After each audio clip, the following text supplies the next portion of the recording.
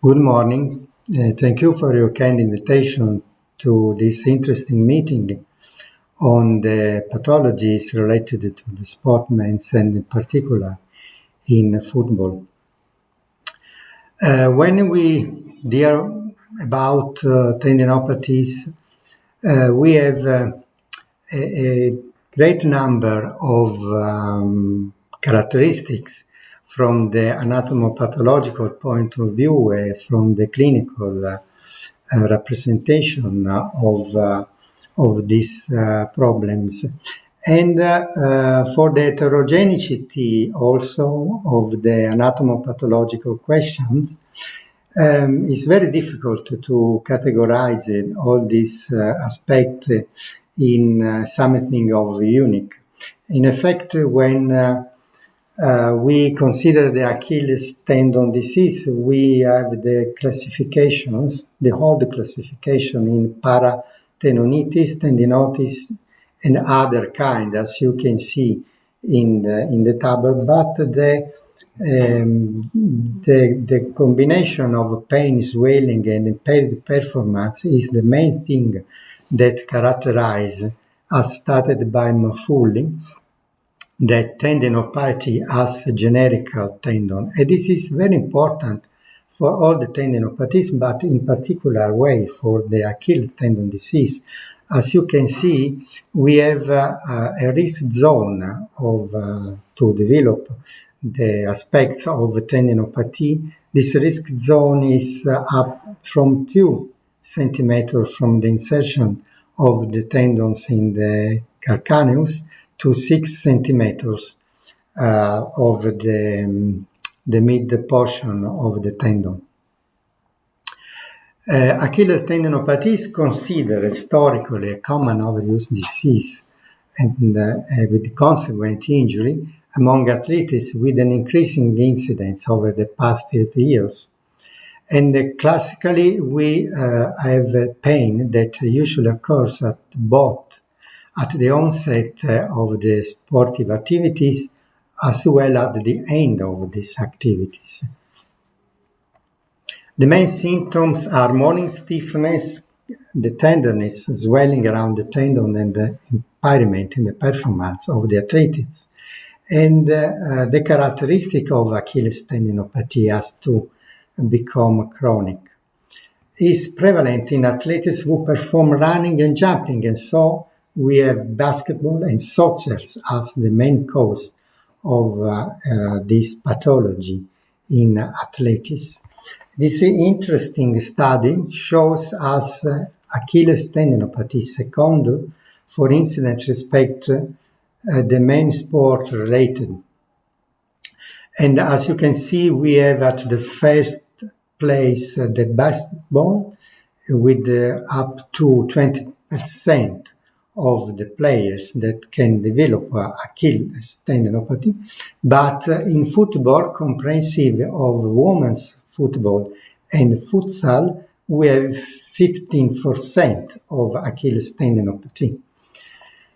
As for all the tendinopathies, we have intrinsic factors that for the great part concerns the aspects, the vascular aspect of the tendon.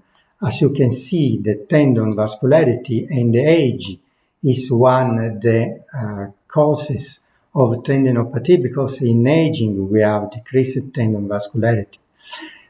For the Achilles tendinopathies, we have the dysfunction of the gastrocnemius soleus tendon, muscles, the biochemical myalignment due to pes cavus in forefoot varus, but also in hyperpronation of the foot. Another cause in sutures is lateral and ankle instability. Or intrinsic factors are considered the hormones, and this concern mainly the thyroid, and then are at-risk women that practice the football. And from the other hand, we have to consider the host susceptibility and the mechanical overload.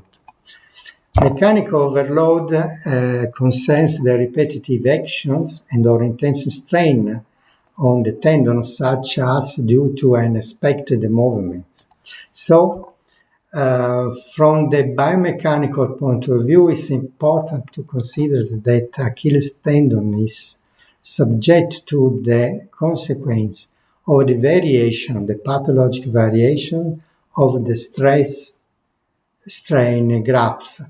That is the physical law that regard to the possibility to have a damage, an injury on the tendon for overload concentrated in in a particular part of the tendon. And we have two classes of sports that in which we have the possibility to overload the tendon, such football and basketball, especially during pass-off and landing activities. And the two sports are similar for this point of view. But we have to consider that tendons belongs to the musculoskeletal system. And as for muscle, we have the problems related to the underuse. You have the hypertrophy of the muscles from prolonged immobilizations, and we have also for bone osteoporosis or osteopenia due to the absence of adequate load of bone, and the same is for tendon. So we have to distinguish also for the Achilles tendon the changes, the structural changes due to underuse of the tendon, and this concept will be explained when we'll deal about the importance of the training in such subjects. Tendinopathy usually is related to the middle portion of the tendon and has the possibility to lead the tendon to injury. And Achilles tendon injury can happen suddenly or little by little. So we have something of unrevealed during the activity of the subjects until we have the damage of the tendon. So the damage of the tendon is the consequence of something of asymptomatic for a long time, but when you have the injury, it occurs in acute way. Thickening of the tendon, so is the important risk factor to develop Achilles tendinopathy, and this is of course in professional such players, also asymptomatics.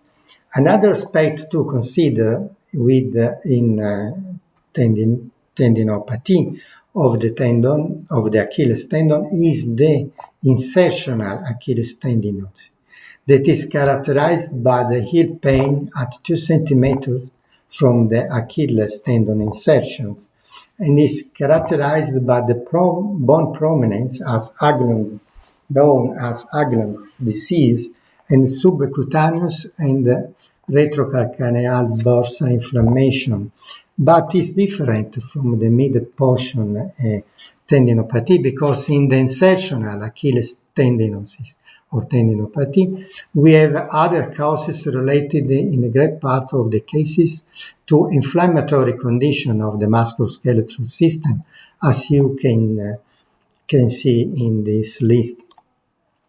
In common sports-related causes of the Achilles tendonitis is concerns the poor supportive footwear, the running on inclined surface or sudden change is very important in training surface, overtraining or uncommon use of the training of the athletes, the overly tight hamstring and the calf muscles, and poor strength in muscles.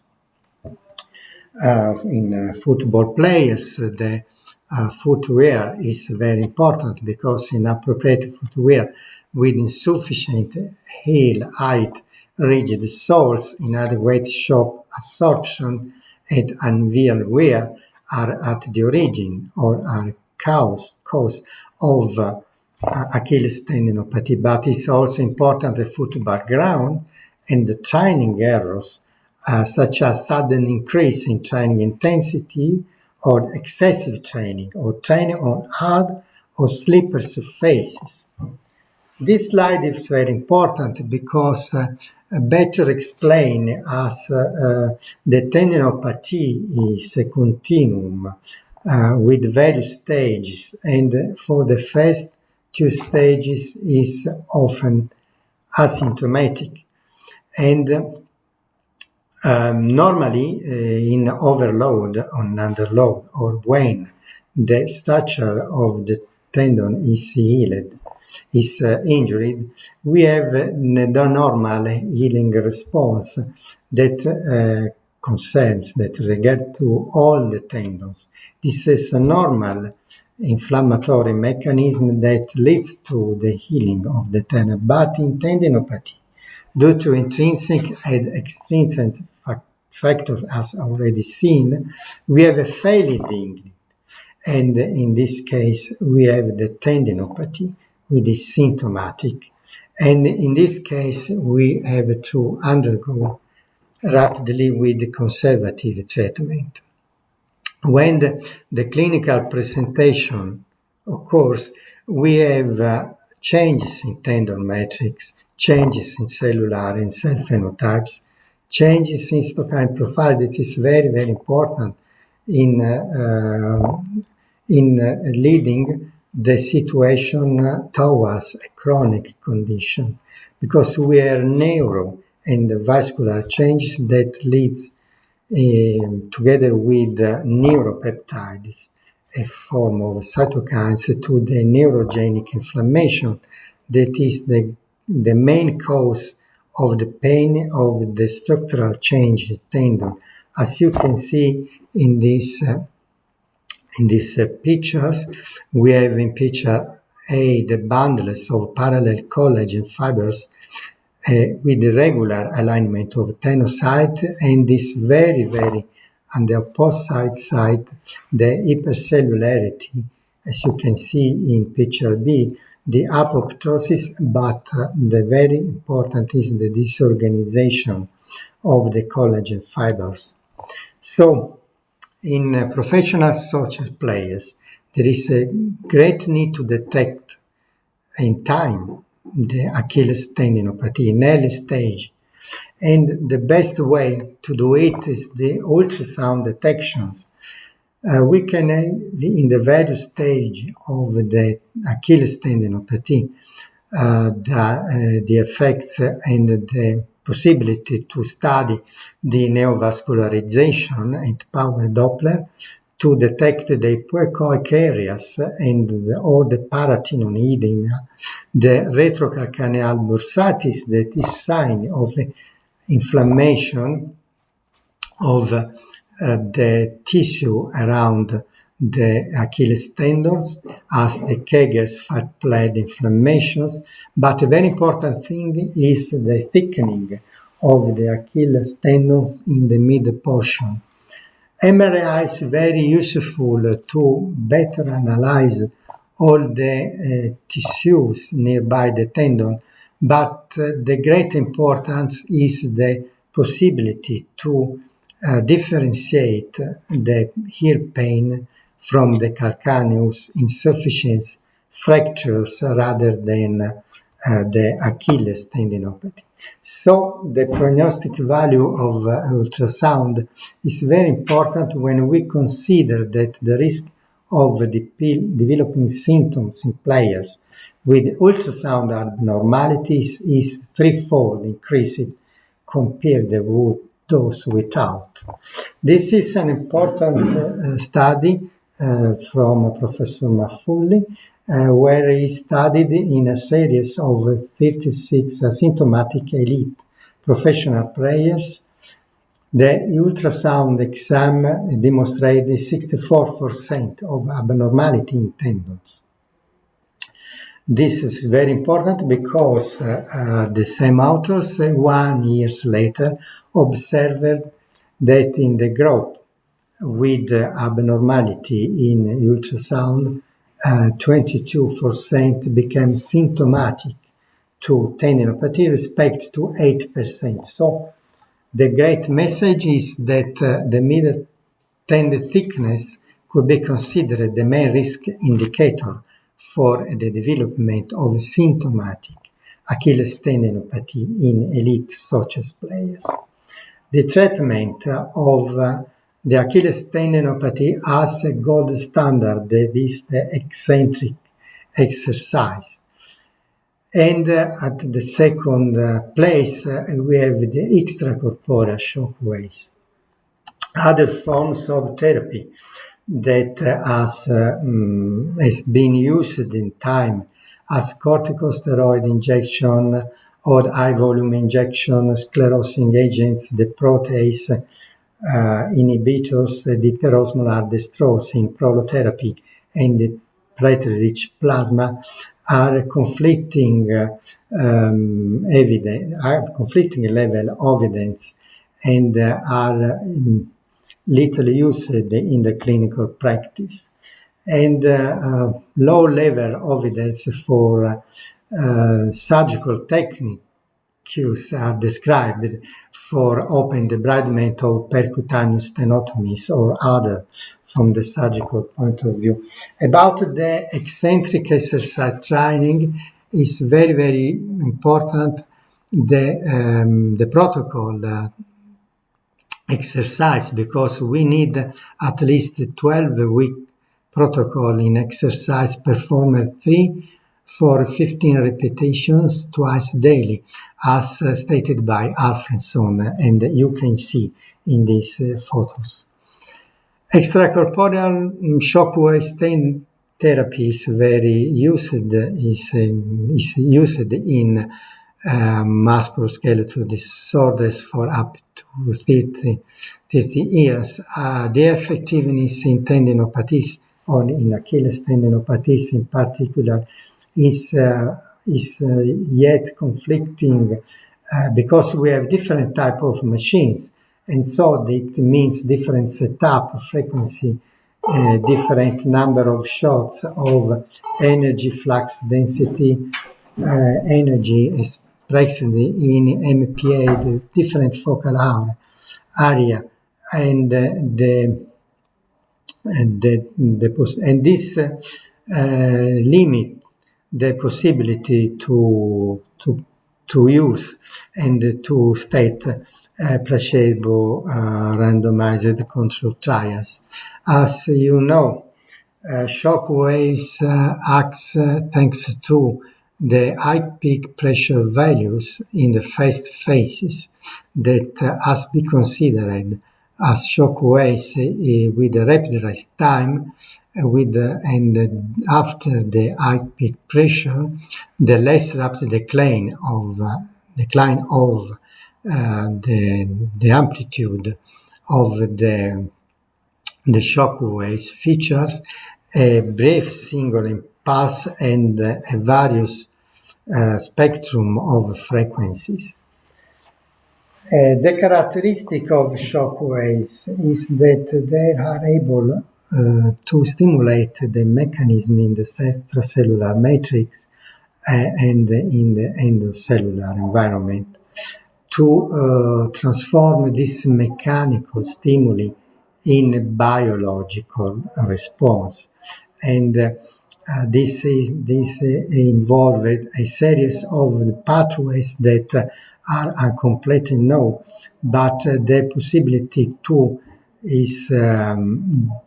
change the polarization of the membrane to activate the nitric oxide production of the cytoplasmatic of the cytoskeleton pathways towards the activities of the nucleus seems to be the key effect of the mechanical impulse on the cells.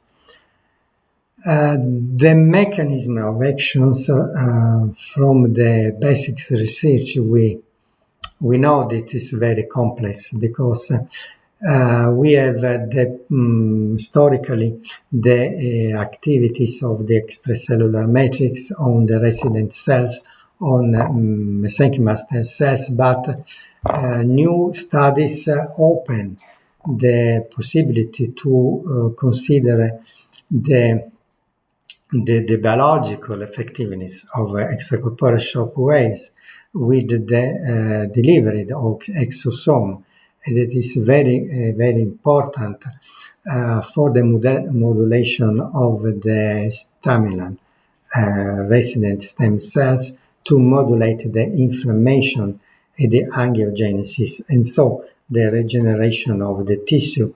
Also, as we studied several years ago, we have the possibility that extracorporeal shock waves act on the characteristics of the neurogenic inflammation that, as explained, has a great importance in the determination of the pain in the tendinopathy, but also in the regulate the structure of the extracellular matrix. We have the greater efficacy of extracorporeal shock wave for focused shock waves. And you can see in these pictures the different kind of generator, the electrodielectric, piezoelectric, electromagnetic generators, and the novel diamagnetic generator. Despite of the clinical level of evidence, we have a great part of scientific basic research addressing to the effect of the shock waves on the production of the collagen, rather the organization of the differentiation and the proliferation of tendon cells. But another important thing is that, as we studied in this paper, the possibility from that the stimulus of the shock waves can modulate in the exact way in the production from tendon cells of the physiological inflammation that is the key point of the tendon healing in tendon disorders. And in conclusion, I explain in this study that this is very important.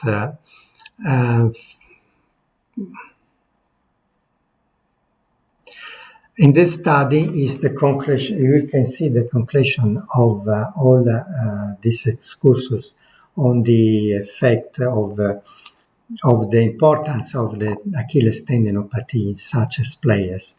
In these studies of up to 10 years, we can see that in a great number of elite such players, majority of the disorders in this sportsmen were tendinopathies, but high injury rate was found during the pre-season compared with the competitive season.